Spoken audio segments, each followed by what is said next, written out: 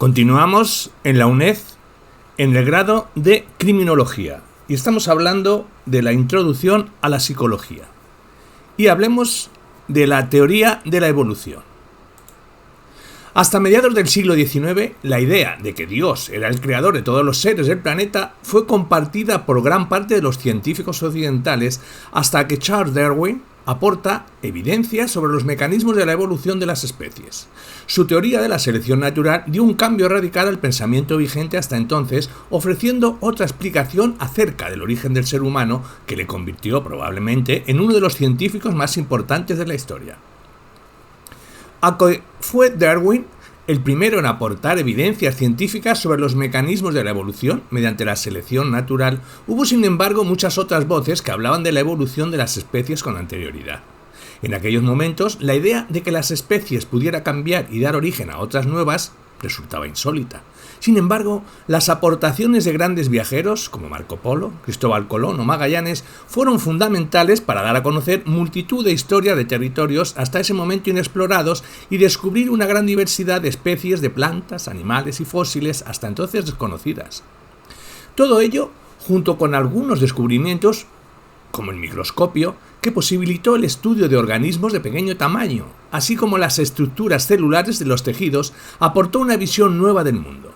Fueron descubrimientos que, aunque no eran aceptados por la Iglesia, ayudaron a desacreditar la idea de que los organismos vivos podrían originarse por generación espontánea a partir de materia inerte, y la idea errónea sobre la naturaleza permanente de las especies. Hablemos de las primeras propuestas sobre la evolución, de Jean-Baptiste Lamarck.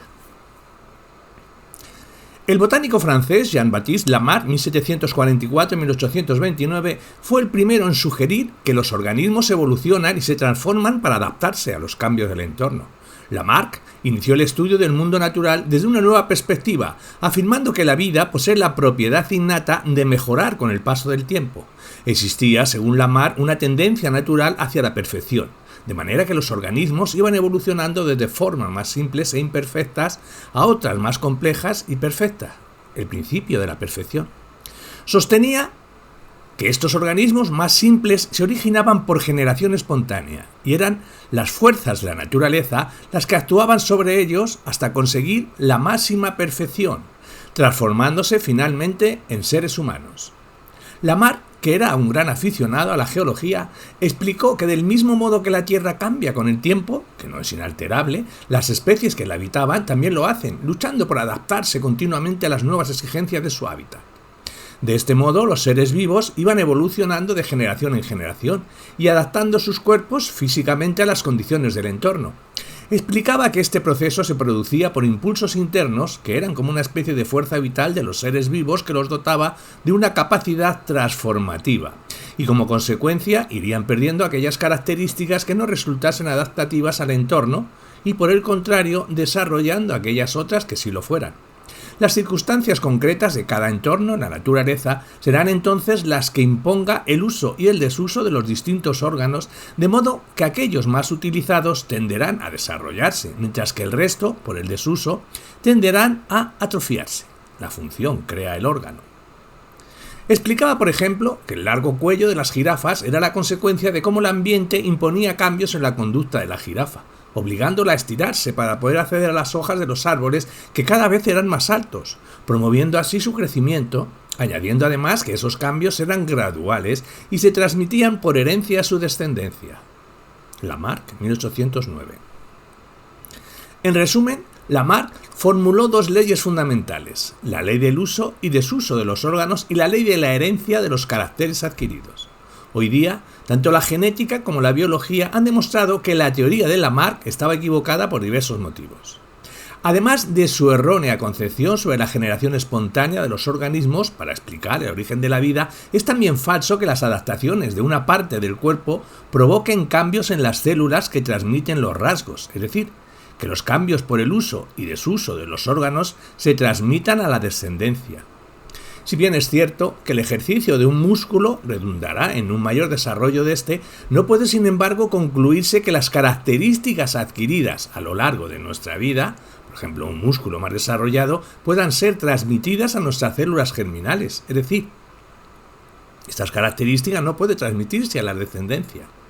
Fue Weismann, en el año 1899, quien echó abajo el planteamiento sobre la herencia de los caracteres adquiridos, cuando hizo la distinción entre las células germinales, que son las únicas que producen gametos, espermatozoides y óvulos y posibilitan la transmisión del patrimonio genético a la descendencia, y las somáticas, que carecen de esa propiedad. De este modo, Weismann descartaba la herencia de los caracteres adquiridos, ya que en los caracteres a los que hacía referencia Lamarck solo intervenían las células somáticas. Aunque la teoría de Lamarck recibiera diversas críticas por la falta de evidencias que sustentaron los mecanismos que proponía, hay que admitir, sin embargo, que sus aportaciones facilitaron un cierto acercamiento a las teorías evolucionistas de la época, hacia las que en esos momentos había tanto rechazo. Hablemos de la teoría de la selección natural, Charles Darwin.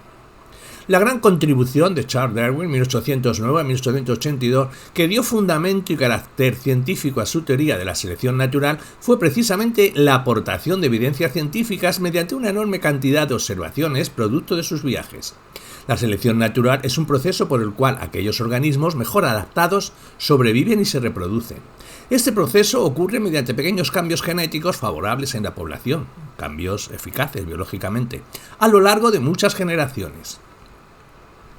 Es lo que ocurre cuando, por ejemplo, rociamos con insecticida a un grupo de mosquitos, de los cuales la mayoría mueren por no ser resistentes al producto. Sin embargo, hay unos pocos que sí son resistentes y por tanto sobrevivirán y se reproducirán.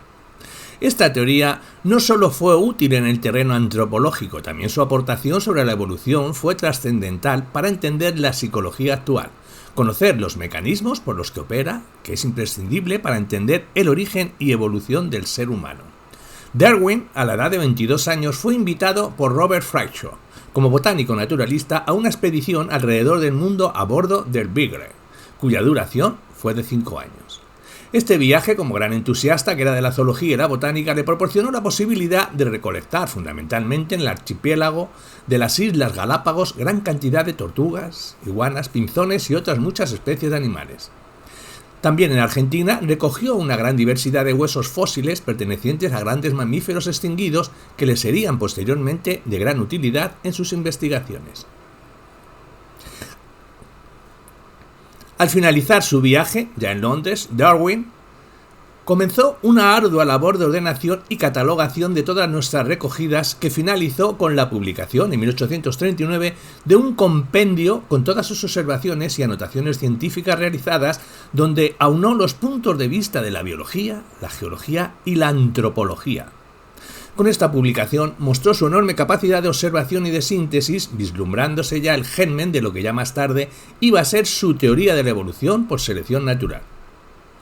Además de la ingente cantidad de muestras que recopiló de todos sus viajes para desarrollar su esquema evolutivo, invirtió gran parte de su tiempo observando, como los jardineros y los granjeros seleccionaban y generaban artificialmente los caracteres de diversas variedades de plantas y animales, creando así nuevas variedades. Pudo así comprobar que la selección artificial funcionaba, y basándose en ello pensó que probablemente en el mundo natural se produjese un tipo de selección parecida a la realizada artificialmente por los seres humanos. Por otro lado, la teoría de la población, que en el año 1798 había desarrollado el intelectual británico Thomas Malthus, supuso para Darwin también una gran inspiración. Malthus afirmaba que el hecho de que la población creciera según una progresión geométrica y los recursos del planeta lo hicieran según una progresión aritmética, daría lugar a una insuficiencia de recursos para cubrir las necesidades de todos, que abocaría a la humanidad a una gran crisis. También la tesis de Malthus supuso para Darwin una gran inspiración, que le permitió extrapolar estas conclusiones a lo que observaba que ocurría en la naturaleza, donde también había un desequilibrio entre la cantidad de individuos que nacían y los suministros y el espacio necesario para que todos pudieran sobrevivir. A raíz de la multitud de muestras recopiladas en sus viajes, plantas, fósiles y cantidad de especies variadas, observó la existencia de grandes variaciones entre un individuo y otro. Por ejemplo, las variaciones que encontró entre las especies de las Islas Galápagos, que le proporcionaron la pista de que podían ser un producto de la evolución. observó que las tortugas gigantes y los pinzones, que habitaban las distintas islas, presentaban ciertas diferencias. En algunas islas las tortugas exhibían un cuello largo y en otras un cuello más corto, y un caparazón distinto, y lo mismo ocurría con las formas del pico de los pinzones, que variaba en función de la isla en la que habitaban. La explicación de Darwin encontró el hecho de que en unas islas hayan permanecido unas especies con unas características y en otras islas otras especies con otras características distintas, y que se debió a que en las islas cuyo ambiente era árido, las tortugas de cuello más largo podían llegar a los arbustos y alimentarse, y en las que el ambiente era frondoso, gracias a la forma de su caparazón y su cuello más corto, tenían más facilidad para alimentarse y protegerse de los depredadores, mientras que el resto, que no reunía estas condiciones idóneas, no sobrevivía. Ocurría lo mismo con los picos distintivos de los pinzones, que vivían en las distintas islas. En función del tipo de alimento que predomina en cada lugar, se observaban pinzones con un tipo de pico u otro. Por ejemplo, donde había semillas de gran tamaño, predominaban los pinzones con picos grandes y fuertes. Sin embargo, donde el acceso a la comida era más complejo, predominaban pinzones con picos largos y finos que facilitaban la búsqueda de insectos en lugares de difícil acceso. Lo que ocurría era que aquellas variaciones o cambios que eran beneficiosos para la supervivencia incrementaron su frecuencia con el paso de las generaciones, gradualismo.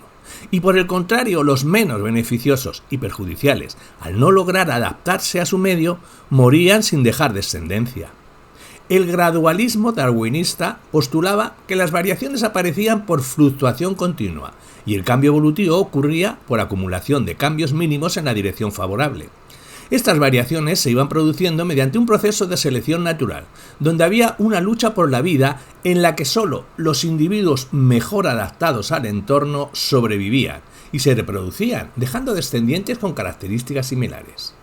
Hay que señalar que no será el más fuerte el que sobreviva, sino el que mejor se adapte a su entorno. Darwin pasó muchos años recopilando datos que justificara su teoría, dando soporte a argumentar a cualquier posible objeción que pudiera hacerse sobre ella y haciendo cientos de experimentos que le permitieran conseguir pruebas concluyentes sobre la evolución. También, durante ese largo periodo de tiempo, aspiraba a que el clima científico e intelectual cambiase y su teoría pudiera escucharse sin que levantara grandes polémicas.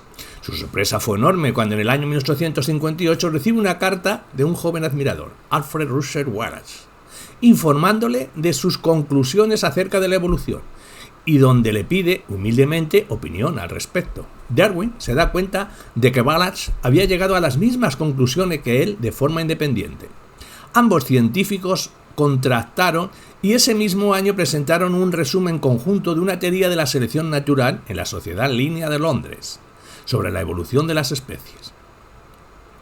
Todas estas circunstancias le abocaron finalmente a la publicación del Origen de las especies en el año 1859. Esta obra reveló que la elevada capacidad reproductiva de las especies daba lugar a un crecimiento exponencial de la población, lo que derivaba en una lucha por la supervivencia en la que los individuos mejor adaptados eran los que sobrevivían y transmitían sus genes a la descendencia, y de este modo es como las especies, de una forma continua y gradual, a lo largo de generaciones, iban cambiando hasta derivar finalmente en una nueva especie, o en la misma pero con características mejoradas.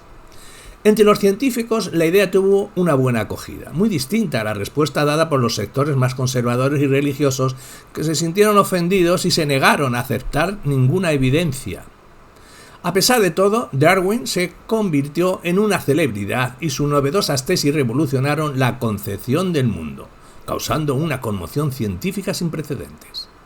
La idea revolucionaria de que todas las especies, incluida la especie humana, descendía de un ancestro común y a partir de ahí, con el transcurso del tiempo, el planeta se diversificaba. Cambió por completo la percepción que hasta entonces se tenía del lugar que el ser humano ocupaba en la naturaleza, produciendo gran impacto en el pensamiento del momento. Esta diversidad, debida exclusiva a un hecho biológico donde no intervenía ninguna concepción divina, colocó al ser humano en un nivel evolutivo idéntico al resto de los seres del planeta. En la actualidad nadie pone en cuestión que la evolución es un hecho, que el planeta continúa cambiando y que los seres humanos cambiamos con él. El gran fallo y la dificultad más notable con la que se enfrentó el darwinismo fue precisamente su desconocimiento sobre las leyes de la herencia que podrían haber explicado la producción de las variaciones entre los individuos de una población y la supervivencia de unos y de otros, sobre las que actúa la selección natural generación tras generación. En aquellos momentos la existencia del ADN todavía se desconocía. Nadie sabía cómo funcionaba la herencia, es decir, cómo se transmitían los caracteres de una generación a la siguiente. Para Darwin, los procesos que subyacían a los cambios o variaciones entre los individuos de cualquier población fueron un completo misterio que no llegó a resolver. De hecho, él mismo reconoció que el primer capítulo de su obra, El origen de las especies, que las leyes que rigen la herencia son en su mayor parte desconocidas. Fue a comienzos del siglo XX cuando se produce un hecho que cambia la concepción evolutiva del momento. Gregor Mendel formula los principios fundamentales de la teoría de la herencia, cuyos postulados esenciales hoy día todavía siguen vigentes. Las leyes mendelianas de la herencia, aceptadas ya tras la muerte de Darwin, de manera general, no encajaban con el gradualismo darwinista. A pesar de que las variaciones existentes entre los individuos de cualquier población eran evidentes e innegables, la falta de conocimientos sobre el mecanismo de la herencia dificultó la explicación acerca de cómo actúa la selección natural sobre las variaciones entre los individuos de una población, poniendo así en cuestión la teoría de Darwin. En cualquier caso, habría que destacar entre sus grandes méritos ser el principal artífice de que la idea de evolución por selección natural, tan revolucionaria en aquel momento, se impusiera con tanta fuerza. Además, hay que otorgarle el mérito de haber sido el primero en plantear una teoría científica sobre el origen y evolución de las especies. Darwin continúa siendo uno de los personajes más influyentes de la ciencia y su teoría de la evolución la más completa en el mundo de la biología. Cuando Mendel publicó en el año 1866 su trabajo sobre híbridos en plantas, explicando cómo éstas heredan sus características, ya había leído la publicación del origen de las especies de Darwin. En ella estableció que la explicación de la diversidad observada en la naturaleza era la consecuencia de las modificaciones acumuladas por la evolución a lo largo de las sucesivas generaciones. Mendel, en sus conclusiones sobre la herencia, dejó vislumbrar cierta influencia de Darwin cuando reconocía la existencia de relación entre la herencia y la evolución. Los hallazgos de Mendel derivaron en dos conclusiones fundamentales. Por un lado, que los caracteres de los progenitores son transmitidos a sus descendientes y heredados según unas leyes fijas y comprensibles, y por otro, que las unidades hereditarias no se veían afectadas por la experiencia del individuo, como sostenía Lamarck. Mendel aceptó gran parte de las ideas de Darwin sobre la evolución, pero contradijo muy acertadamente algunas de sus aserciones. En concreto, mientras Darwin defendía un modelo en el que se producían cambios sobre los que actuaba la selección natural, Mendel mantenía que los caracteres se transmitían sin cambios a través de las generaciones, explicando que la variabilidad ocurría según una ley determinada que halla su fórmula en la combinación de varios factores independientes. Estos factores, hoy denominados genes, son los que controlan la variabilidad de los organismos y su mezcla se propicia por el cruce de distintas variedades. Teoría sintética de la evolución o síntesis moderna. Fue Thomas Hunt Morgan quien, retomando los trabajos de Mendel y poniendo en práctica sus leyes mediante diversos experimentos con la mosca de la fruta, puso los cimientos para el establecimiento de la teoría sintética de la evolución o síntesis moderna. Morgan explicó que básicamente la clave de la evolución estaba en lograr el equilibrio entre dos fenómenos: la variación genética aleatoria, que se reordena en cada generación a través del proceso de reproducción sexual, creando nuevas variantes, y la selección, que elimina aquellas que son poco aptas para el ecosistema concreto, de modo que cuando una especie logra el equilibrio entre ambos fenómenos sigue existiendo, y cuando no lo logra se producirá su extinción. La teoría sintética de la evolución, o síntesis evolutiva moderna, reconcilió las ideas de Darwin y Mendel, manteniendo por un lado, como principio básico explicativo, la selección natural y la mutación aleatoria, es decir, que las variaciones discontinuas podían surgir por mutación y ser transmitidas a las descendencias mediante las leyes de la genética, establecidas por Mendel como base de la herencia, y por otro, que las pequeñas variaciones que aparecían en cada generación no son heredables. Surgió así una nueva disciplina, la genética de poblaciones, que trataba de los cambios en la proporción genética de las poblaciones a lo largo de las generaciones. Estos cambios o variaciones que atañen a las poblaciones se producen por deriva genética o por migraciones. De este modo, entre los años 1915 y 1937 se asientan los cimientos de la teoría sintética con los primeros precursores conocidos como genetistas de poblaciones. Ronald Fisher y John Borden, Haldane en el Reino Unido y Sherwood Wright en Estados Unidos, estos autores contribuyeron en la construcción y el andamiaje teórico que integraría los postulados de la selección natural de Darwin y las aportaciones de Mendel sobre la herencia.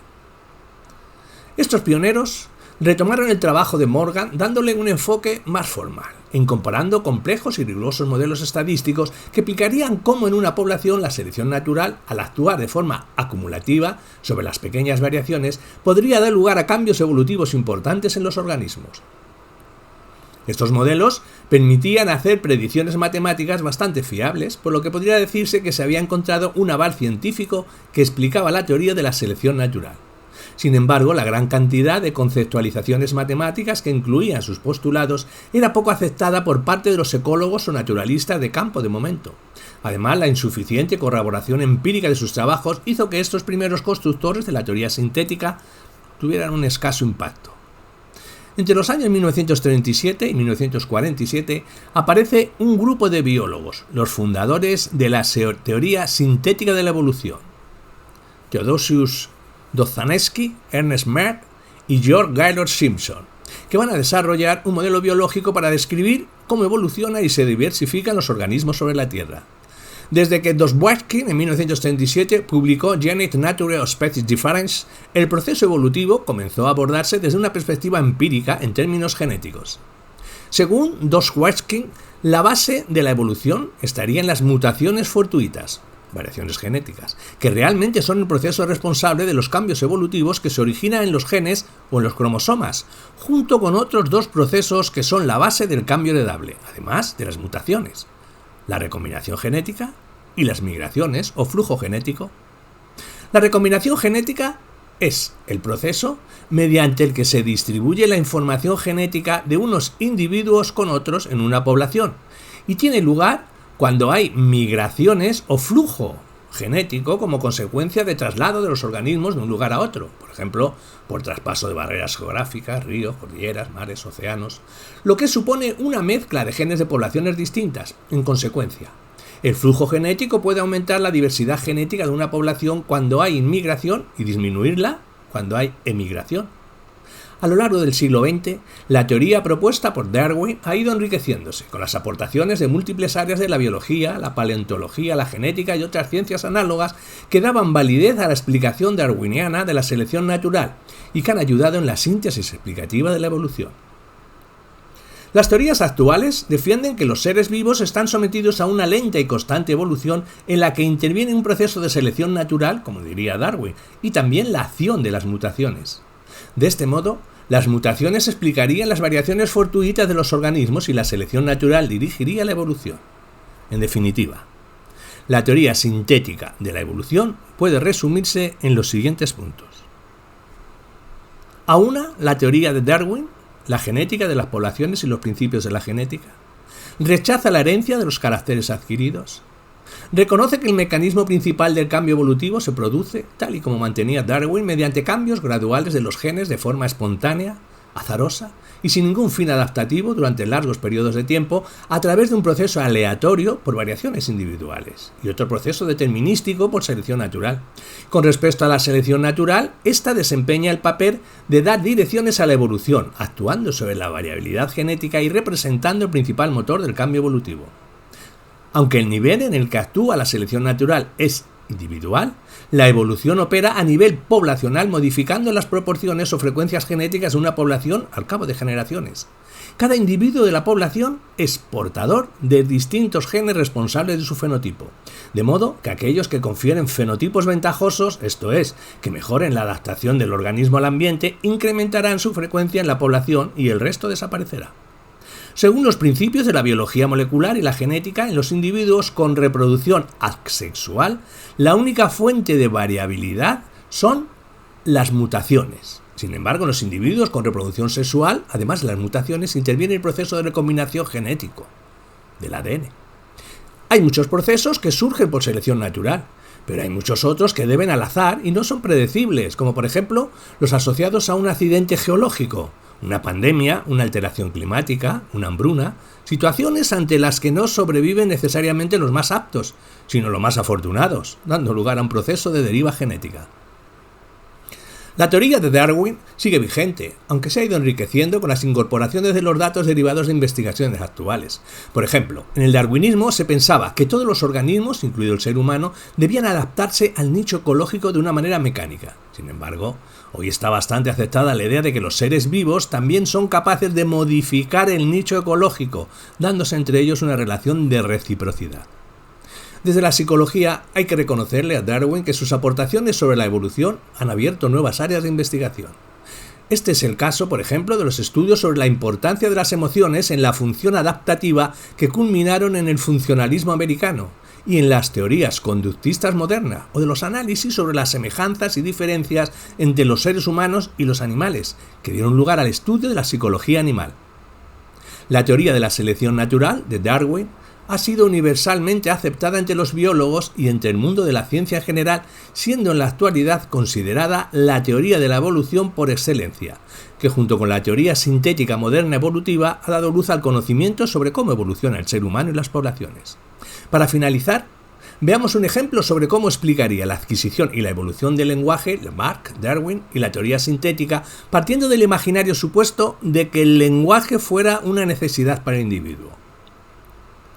Lamarck diría que como consecuencia de la fuerza vital interna disponible, algunos individuos, los que tuvieran esa necesidad, desarrollarían las estructuras anatómicas necesarias para ello, mientras que aquellos otros individuos que no la tuvieran irían perdiendo esas estructuras. Es decir, que gracias a la necesidad y a la voluntad, el individuo modificaría su capacidad lingüística.